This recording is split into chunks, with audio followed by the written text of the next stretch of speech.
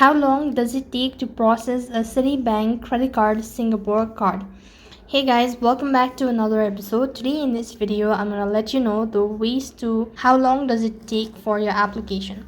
So if you're wondering, or if you've already applied for the credit card and you do not know how long will it take to get you the credit card, so what you can do is basically when you've actually applied for it, there you could receive a certain notification where it will indicate or notify you that within certain days or certain week you'll be receiving your credit card.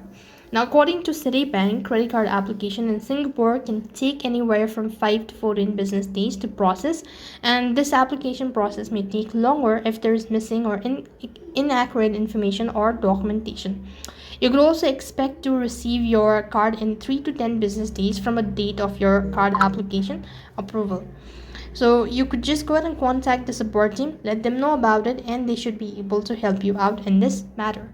That's all for this video. I hope the video was helpful. Make sure to like, share, and subscribe to our channel. Thank you for watching. See you in the next video.